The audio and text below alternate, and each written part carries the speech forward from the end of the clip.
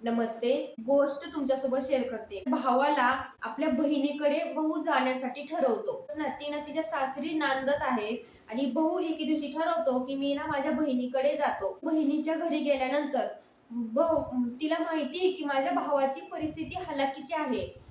तो रिकाम्या हाती आला, माझा सन्मान कुठेतरी मागे जाईल, माझा अपमान होईल. बहीण त्या भावाच्या समोरही आली नाही. भावाच्या मनामध्ये येतं आणि तो बाहेर जाऊन काही थोडीशी फळं घेतो. जंगलामध्ये जे झाडाला बाहेर जातो आणि काही आंबे असतील, काही चिकू असतील, बाहेरून ती फळे तोडून आणतो आणि बहिणीच्या घरी घेऊन तो फळे जातो. त्यावेळेस बहीण मात्र घराच्या बाहेर येते. कडे पाहते, माझ्या भावाने एवढं आणलं, कारण मला एवढा खाऊ आणला, म्हणून तिनं बाहेर येते. त्यावेळेस भावाच्या मनामध्ये नक्की प्रश्न येतो, मला आपुलकीने भेटायला नाही आली तर ती ते फक्त या फळांसाठी आणि मी आणलेल्या साहित्यासाठीच आलेली आहे. जे पण काही प्रेम आहे, जी आपुलकी आहे, ती ह्या फळांना भेटते, ह्या सामानाला भेटते आणि ह्या साहित्याला भेटत आहे.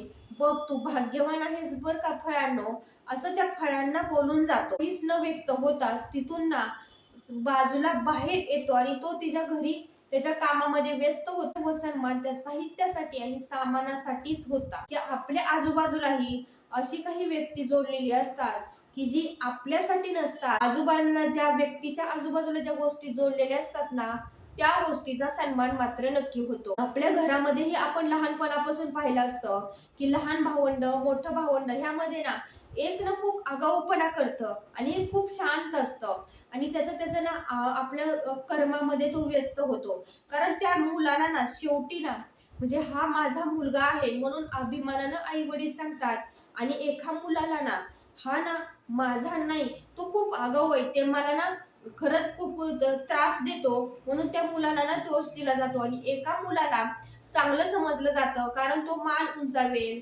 कारण तो चांगलं कर्म करतोय म्हणून त्या मुलाकडे पाहिलं जातं. आणि एका मुलाला म्हणजे तो फक्त आगाऊपणा करतो, तो त्याच्या कामाकडे लक्ष देत नाही, तो त्याच्या ह्याच्यामध्येच असतो म्हणून त्याला म्हणजे एक वेगळं केलं जातं. म्हणजे तुम्हाला उदाहरण सांगण्याच्या पाठीमागे या समाजाची आणि कुटुंब व्यवस्थेची पण हीच रियालिटी आहे. जो व्यक्ती चांगला, जो व्यक्ती कामाशी येतो, ज्या व्यक्तीचं कर्म व्यवस्थित आहे, त्या कर्माकडे पाहिलं जातं, व्यक्तीकडे पाहिलं जात नाही. म्हणून तुम्ही विचार करा, फक्त आताचे आपला सन्मान हा कोणाचा होतो ते तुम्हाला नक्कीच समजून आले असेल. सन्मान हा पैशाचा होतो, सन्मान हा त्या कामाचा होतो. जो मुलगा चांगल्या गुणांनी पात्र असतो, जो चांगली वर्गामध्ये चांगली शिक्षणामध्ये चांगला हुशार असतो, त्या मुलाचीच प्रशंसा घरातली व्यक्ती करतात. कारण तो चांगला आहे आमची मान उंचावेल, आमचा सन्मान वाढवेल, पाठ थोपवली जाते. आणि जो मुलगा उद्धट बोलतो, जो मुलगा काही अभ्यास करत नाही, जो मुलगा स्वतःच्याच कामामध्ये त्याच्या ह्याच्यामध्ये असतो त्या मुलाला कधीही सन्मान मिळत नाही. फक्त जे बेस्ट आहे तेच समोरच्या व्यक्तीला हवं असतं.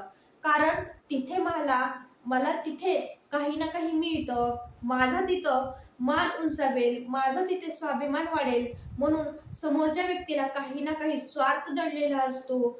जिथे स्वार्थ आहे तिथे खरं प्रेम नाहीये. ते फक्त प्रेम हे फक्त तुमच्या कर्माला आणि त्या पैशालाच आहे.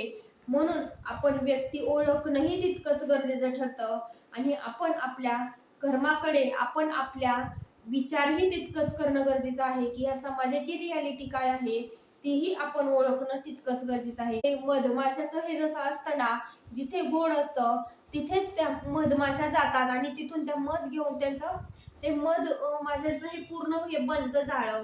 तसंच आपल्या आजूबाजूलाही तसेच व्यक्तीचं, कारण तिथे मधमाशा जर आपण काढून टाकल्या तर तिथे मध तयार होणार नाही. म्हणून अनेक वेळा त्या माशांना कोण मारण्याचाही प्रयत्न करत नाही, कारण तो जोपर्यंत मध बनत नाही तोपर्यंत त्या माशांना कोण हटवत नाही. ज्यावेळेस पूर्ण तयार होतो त्यावेळेस त्या माशांना मात्र पळवून लावलं जातं आणि तो मध मात्र काढून घेतला जातो. तसंच काहीसं व्यक्तीच्या जीवनामध्ये आहे. सन्मान हा व्यक्तीचा होत नाही तर सन्मान हा त्याच्या कर्माचा आणि त्याच्या पैशाचा आणि त्याच्या जे पण काही गोष्टी त्याच्या आजूबाजूला जोडलेल्या आहेत, त्याच्या संपत्तीचा असेल, त्याच्या कामाचा असेल, आणि तो जोपर्यंत कामी येतोय तोपर्यंत त्या व्यक्तीचा सन्मान होतो. म्हणून ही रियालिटी ओळखा. आपण आपलं स्वाभिमान जोपासणं हे तितकंच गरजेचं आहे. स्वतःवरती प्रेम करायला शिका.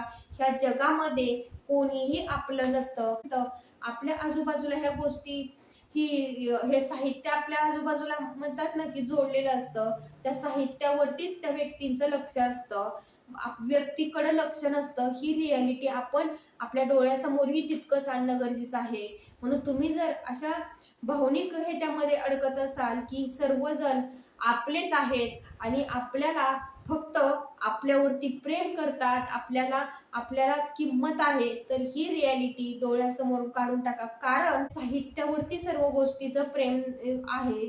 म्हणून आपणच आपला एक पाठ हाताशी ठेवून आपणच आपल्यासोबत आपण उभा राहणं आणि आपणच आपल्यावरती प्रेम करणं आणि सेल्फ लव्ह जी व्याख्या आहे ना ती निवडणं ही तितकंच गरजेचं आहे.